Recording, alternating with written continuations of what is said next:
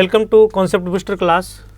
बच्चों, अपने पिछले वीडियो में प्रोपेंसिटी टू कंज्यूम का एक पार्ट पढ़ा था, एवरेज प्रोपेंसिटी टू कंज्यूम।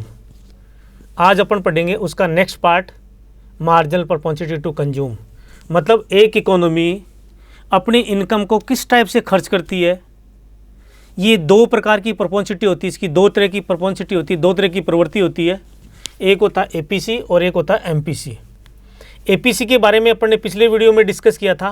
आज अपन करते हैं एमपीसी। एमपीसी क्या है, एमपीसी कैसे कैलकुलेट करते हैं, एमपीसी के फीचर क्या होंगे, एमपीसी को शेड्यूल और कर्व द्वारा अपन कैसे एक्सप्लेन करेंगे। एमपीसी एक्चुअल में it refer to the ratio of change in consumption expenditure to change in total income. किसी भी इकोनॉमी में जो चेंज होगा इनकम में, उसके अकॉर्डिंग इकोनॉमी कितना कंज्यूम करेगी, मतलब अपने कंजम्पशन में कितना इंक्रीज करेगी या अपनी सेविंग में कितना डिक्रीज करेगी या इंक्रीज करेगी। मतलब चेंज इन कंजम्पशन और चेंज इन इनकम का रेशियो है, उसको बोलते हैं अपन मार्जिनल प्रोपेंसिटी टू कंज्यूम। तो इसका फॉर्मूला होगा चेंज इन कंजम्पशन एक्सपेंडिचर या change in consumption delta C upon change in income delta Y. तो इसका फॉर्मूला हुआ delta C upon delta Y. अपन इसको इस फॉर्मूले से हमेशा कैलकुलेट करते हैं, delta C upon delta Y. अब ये एक्चुअल में एमपीसी अपने को क्या बताती है, क्या एक्सप्लेन करती है। MPC explain what proportion of change in income is spend on consumption.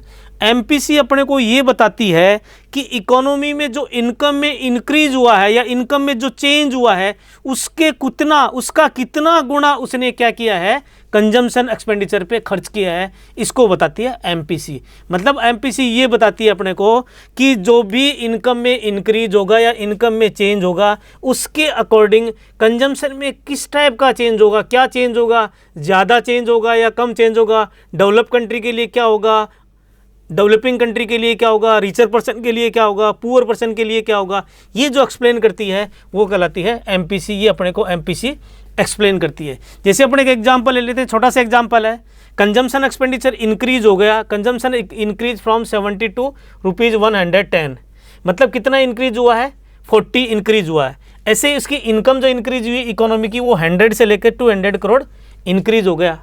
तो एमपीसी इज इक्वल टू क्या होगी, delta C upon delta Y. मतलब 110 माइनस 70 ये चेंज इन कंजम्पशन और 200 माइनस 100 इसका अपन ने डिफरेंस ले लिया, ये आएगा 100। तो 40 अपॉन 100 इज इक्वल टू क्या आएगा, 0.4। 0.4 का मतलब ये 40% एक्चुअल में। ये 0.4 ये शो करता है कि इकोनॉमी 40% जो इंक्रीज इनकम है वो कंजम्पशन पे खर्च हो रही है। मतलब जितनी इकोनॉमी की इनकम इंक्रीज हुई है उसका 40% है वो कंजम्पशन एक्सपेंडिचर पे खर्च हो रहा है। इसको अपन एक्सप्लेन करते हैं एक शेड्यूल और एक डायग्राम से। शेड्यूल अपन लेंगे वाई और सी के अंदर, उसके बाद में अपन चेंज इन कंजम्पशन निकालेंगे, चेंज इन इनकम निकालेंगे और एमपीसी निकालेंगे। ये सारा डाटा अपने को करोड़ में दे रखे हैं। ये सारा डाटा जो अपने को दे रखे हैं वो करोड़ में दे रखे हैं। मान लीजिए इनकम 0 है, कंजम्पशन 40 है। अब आप कहोगे ये कैसे पॉसिबल है। अपन ने पिछले वीडियो में भी बात की थी, आज भी अपन करते हैं। कंजम्पशन 40 सर्वाइवल के लिए किसी भी इकोनॉमी को हमेशा अमाउंट की रिक्वायरमेंट होती है, और 0 लेवल पे जो कंजम्पशन होता है उसको ऑटोनोमस कंजम्पशन बोलते हैं। ये अपन कहाँ से अरेंज करते हैं, या तो जो अपनी पास्ट सेविंग है उससे अपन अरेंज करते हैं, या फिर अपन किसी से उधार लेते हैं, या अपनी कोई असेट्स है उसको अपन सेल करके वहाँ से प्राप्त कर रहे हैं। मतलब 0 इनकम के ऊपर कंजम्पशन 40 है, उसके बाद में इनकम इंक्रीज हो गई 100, कंजम्पशन 120 हो रहा। फिर 200 इनकम के ऊपर कंजम्पशन 200 है, 300 पे 280 है और 400 पे 360 है। मतलब जैसे जैसे इनकम इंक्रीज हो रही है वैसे वैसे कंजम्पशन इंक्रीज हो रहा है। दोनों इंक्रीज हो रही है, लेकिन अपन यदि देखें कि जहाँ कंजम्पशन और इनकम बराबर है दोनों, उसके बाद में इंक्रीजिंग रेट ऑफ इनकम है वो इंक्रीजिंग रेट ऑफ कंजम्पशन से ज़्यादा है, क्योंकि इस लेवल के बाद पीपल है वो सेव करना शुरू कर देते हैं। अब अपन चेंज इन कंजम्पशन निकाल रहे हैं, इनकम में कितना चेंज हुआ और कंजम्पशन में कितना चेंज हुआ। तो चेंज इन कंजम्पशन कैसे निकालेंगे, इसमें से इसको माइनस कर देंगे। भाई पहले कोई चेंज नहीं इसलिए डैश लगा दिया अपन ने। तो 120 में से 40 माइनस करेंगे 80 आएगा, 200 में से 120 माइनस करेंगे अगेन 80 आएगा, फिर 280 में से 200 माइनस करेंगे 80 आएगा, 360 में से 280 माइनस करेंगे 80 आएगा। उसके बाद में चेंज इन इनकम ले रहे हैं, 100 में से 0 माइनस करेंगे 100 आएगी, 200 में से 100 माइनस करेंगे 100 आएगा, 300 में से 200 माइनस करेंगे 100 आएगा, और 400 में से 300 माइनस करेंगे तो 100 आएगा। अब अपन एमपीसी कैसे निकालेंगे? एमपीसी का फॉर्मूला ये रहा delta C upon delta Y. तो delta C change in consumption में चेंज इन इनकम का अपन डिवाइड करेंगे। तो 0.80 में 100 का डिवाइड करेंगे 0.8 आएगा। एक में निकाल के बता देता हूँ, 80 अपॉन 100। ऐसे ही दूसरे में भी क्या है, 80 अपॉन 100। ऐसे थर्ड में भी क्या है, 80 अपॉन 100। फोर्थ में भी क्या है, 80 अपॉन 100। मतलब हर लेवल पे एमपीसी की वैल्यू एक कांस्टेंट वैल्यू आ रही है। कांस्टेंट वैल्यू ये शो करती है कि जो कंजम्पशन कर्व अपन ने बनाया है बिल्कुल एक स्ट्रेट लाइन होगी। मतलब इस पे कहीं पे भी अपन एमपीसी की वैल्यू निकालेंगे तो वो किसके बराबर आएगी, 80 अपॉन 100 इज इक्वल टू 0.8 के बराबर आएगी। क्योंकि एमपीसी क्या होता है, MPC is equal to slope of consumption curve होता है, स्लोप ऑफ कंजम्पशन कर्व। और अपने को पता है कंजम्पशन कर्व क्या होता है, सीधी एक straight line positive sloped line होती है। अब इसको डायग्राम से अपन शो कर रहे हैं। डायग्राम पे अपन ने 2 एक्सेस लिए हैं, एक वाई एक्सेस लिया है, एक एक्स एक्सेस लिया है। एक्स एक्सेस पे अपन ने इनकम लिया है और वाई एक्सेस पे अपन ने कंजम्पशन एक्सपेंडिचर लिया। ये सी बार सी एक एक कंजम्पशन कर्व है, और ये जो कंजम्पशन कर्व कंजम्पशन है इसको बोलते हैं अपन ऑटोनोमियस कंजम्पशन, क्योंकि यहाँ इनकम की वैल्यू 0 है। मतलब जैसे जैसे इनकम इंक्रीज हो रही है कंजम्पशन भी इंक्रीज हो रहा है। अब अपन एमपीसी निकालेंगे। एपीसी अपन ने निकाली थी, तो एपीसी के लिए कंजम्पशन कर्व पर केवल अपने को 1 पॉइंट की रिक्वायरमेंट थी, लेकिन एमपीसी के लिए अपने को 2 पॉइंट की रिक्वायरमेंट होगी। मान लीजिए मैंने एक बी पॉइंट ले लिया जिसके ऊपर इनकम है वाई और कंजम्पशन है सी, और y की वैल्यू है। फिर मैंने इस ए पॉइंट के ऊपर इनकम की ले ली y1 और कंजम्पशन की ले ली c1। यहाँ इसकी वैल्यू भी ले लेता हूँ। यहाँ मैंने वैल्यू ले रखी है इनकम की 100, और यहाँ वैल्यू ले रखी है मैंने 200। ऐसे यहाँ मैंने कंजम्पशन की वैल्यू कितनी ले रखी है, यहाँ मैंने कंजम्पशन की वैल्यू ले रखी है 120, और यहाँ मैंने कंजम्पशन की वैल्यू ले रखी है 200। अब अपन इस ए पॉइंट पर एमपीसी की वैल्यू निकालेंगे, किसको बेस मानते हुए, बी को बेस मानते हुए, क्योंकि एपीसी में केवल एक पॉइंट पे चेंज इन कंजम्पशन और चेंज इन इनकम का रेशियो होता है। अपन ने पहले पढ़ा था कि APC is equal to the ratio between total consumption to total income था। मतलब वहाँ केवल अपने को 1 पॉइंट की रिक्वायरमेंट थी, जबकि यहाँ अपने को कितने पॉइंट की रिक्वायरमेंट होगी, 2 पॉइंट की। अपन ए पर एमपीसी की वैल्यू निकालेंगे बी को बेस मानते हुए।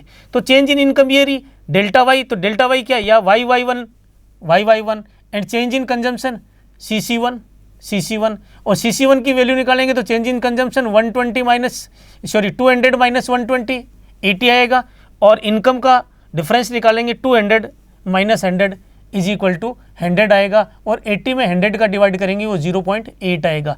मतलब यहाँ एमपीसी की वैल्यू क्या आ रही है, 0.8 आ रही है। और 0.8 है ये थ्रू आउट कहीं भी अपन निकालेंगे और भी पॉइंट लेके निकालेंगे तो ये 0 पॉइंट ये शो करेगी कि कंजम्पशन कर्व इसका जो स्लोप एमपीसी है वो क्या आएगा, पॉजिटिव आएगा, और ये एक स्ट्रेट लाइन आएगी क्योंकि ये एमपीसी की वैल्यू वो कांस्टेंट आ रही है। अब इसकी कुछ प्रॉपर्टीज़ हैं, एमपीसी की प्रॉपर्टीज़ हैं। पहली प्रॉपर्टी है the value of MPC varies between 0 and 1। MPC की वैल्यू 0 और 1 के बीच में आती है। एपीसी अपन ने निकाली थी, एपीसी की वैल्यू 1 से बड़ी भी हो सकती है, एपीसी 1 से कम भी हो सकती है, लेकिन एमपीसी की वैल्यू हमेशा 0 और 1 के बीच में आएगी। क्यों आएगी, यदि टोटल इंक्रीज इनकम सारी की सारी कंज्यूम कर ली। मान लीजिए इकोनॉमी में इनकम 100 करोड़ इंक्रीज हुई और कंजम्पशन भी 100 करोड़ इंक्रीज हो गया, इसका मतलब डेल्टा एस की वैल्यू क्या आएगी, वहाँ 0। तो एमपीसी की वैल्यू क्या होगी, delta C upon delta Y, और डेल्टा सी और डेल्टा वाई दोनों बराबर देखो यहाँ से ले रखी है, इसका मतलब एमपीसी की वैल्यू क्या आएगी, यहाँ 1 आएगी। मतलब टोटल इंक्रीज इनकम यदि सारी की सारी कंज्यूम कर ली इकोनॉमी में तो इस कंडीशन में मार्जिनल प्रोपोर्शनलिटी की वैल्यू 1 आएगी। 1 का मतलब इंक्रीज इनकम का 100% इकोनॉमी ने कंजम्पशन के ऊपर स्पेंड कर दिया। फिर सेकेंड केस लेते हैं कि delta Y is equal to delta S हो। इसका मतलब है कि इंक्रीज इनकम वो टोटल सेव कर ली।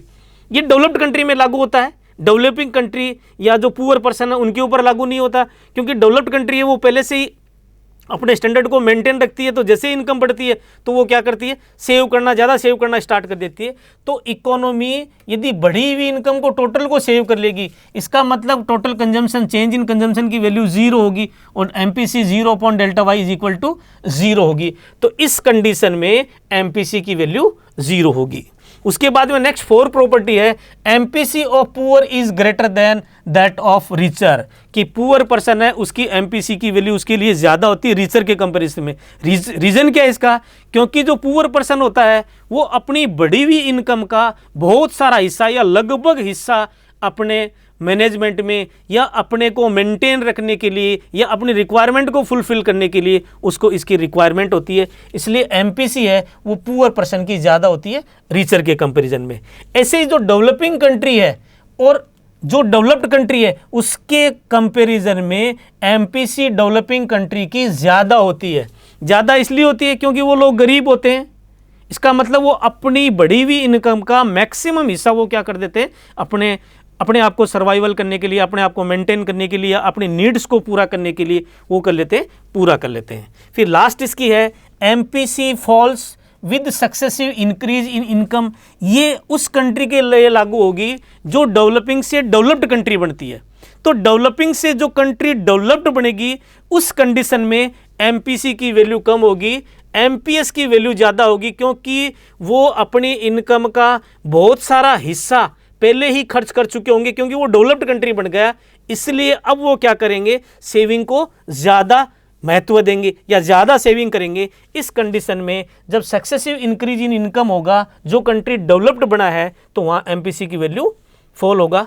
Thank you.